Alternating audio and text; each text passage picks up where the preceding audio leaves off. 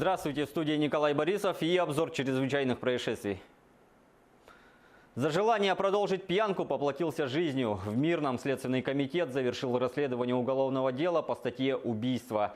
21 января в частном доме по улице Ручейная между 58-летним обвиняемым, находившимся в состоянии алкогольного опьянения, и его постояльцем, который временно проживал у него дома, произошла ссора. Поводом для конфликта послужило желание потерпевшего разбудить хозяина дома и продолжить совместное распитие спиртных напитков. Однако хозяин дома отказался распивать спиртное, и между мужчинами завязалась драка. Расследование уголовного дела завершено, дело направлено в суд для рассмотрения по существу. Якутскими полицейскими установлены подозреваемые в грабеже из комиссионного магазина. Двое неизвестных в масках ворвались в помещение магазина. Обезвредив персонал, они разбили витрину, откуда похитили планшет, 5 сотовых телефонов, 6 наручных часов, игровую приставку и 18 тысяч рублей. Затем злоумышленники скрылись в неизвестном направлении. По факту было незамедлительно ориентированы все городские службы полиции. Подозреваемые были задержаны в течение нескольких суток оперуполномоченными отделения по раскрытию разбойных нападений. Ими оказались двое ранее судимых безработных мужчин в возрасте 33 и 31 года. Все похищенные товарно-материальные ценности изъяты. Денежные средства они успели потратить на приобретение алкогольных напитков. Задержанные пояснили, что совершили преступление из корыстных побуждений, отметив, что воспользовались слабой защищенностью магазина и отсутствием системы видеонаблюдения. А в понедельник вспыхнул пожар в здании гаража «Кладовая Алекмы». Об этом сообщили в единой диспетчерской службе Алекминского района. Пострадавших нет. Причины выясняются. Пожар локализован. Идет ликвидация огня.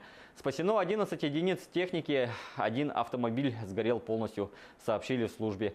Предположительно, возгорание началось из-за короткого замыкания в автомобиле, который находился в тот момент в здании. Причины и ущерб устанавливаются. В снежном плену оказались 15 человек, в том числе 6 детей, застрявших на дороге в Верхневилюйском районе. 3 автомобиля следовали из Верхневилюйска в село Первые Кюлянцы. Спасатели с помощью вездеходов и трактора благополучно эвакуировали всех пострадавших до места назначения, сообщает служба спасения Якутии. Кроме спасателей понадобилась помощь волонтеров Россоюз Спаса и Вилюйской инспекции охраны природы. Тут надо особо отметить бескорыстную помощь волонтеров Россоюзспаса и Вилюйской инспекции охраны природы, которые на собственном вездеходе помогли спасателям выручить земляков. С помощью вездеходов и тракторов всех пострадавших благополучно эвакуировали до места назначения. Всего было спасено 15 человек. 6 детей спасатели эвакуировали в первую очередь. Жалоб на здоровье не поступило.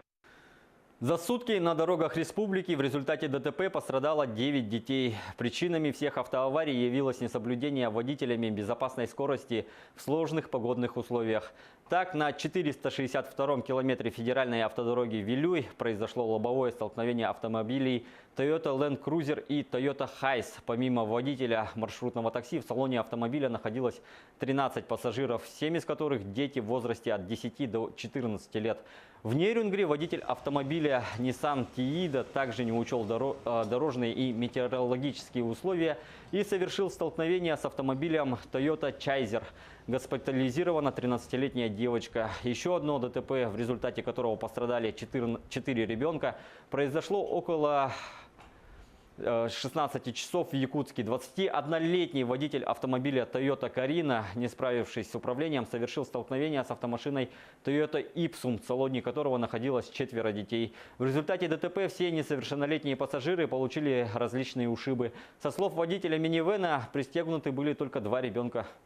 Не проехать, не пройти. Жители Якутска жалуются на десятки незаконно установленных гаражей. В столице жильцы дома по улице Дзержинского 8/2 уже который год бунтуют по этому поводу. Горожане не раз обращались в контролирующие органы, но результата нет.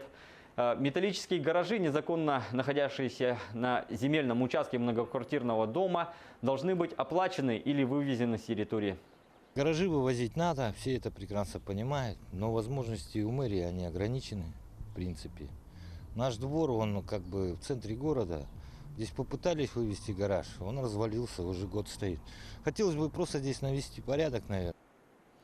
В России депутаты внесли на рассмотрение законопроект, дающий право регионам вводить полный запрет на продажу алкоголя в кафе и ресторанах, расположенных на первых этажах жилых домов. Особенно актуальна эта проблема там, где первые этажи жилых зданий выкупают и приспосабливают под торговлю и общепит. От 41 органа госвласти регионов депутаты получили письма с информацией о существенном ухудшении криминогенной ситуации в жилом секторе, где продается алкоголь, и с поддержкой законодательной инициативы. В некоторых регионах до 85% торговых точек с алкоголем приходится на помещения в жилых домах. Есть еще одна проблема. Любое заведение общепита – это нагрузка на общедомовые коммуникации и дополнительный источник пожарной опасности. Однако датчиками дыма и противопожарными системами многоэтажки советской постройки не оборудованы, сообщает «Российская газета». А на этом у меня все. Берегите себя.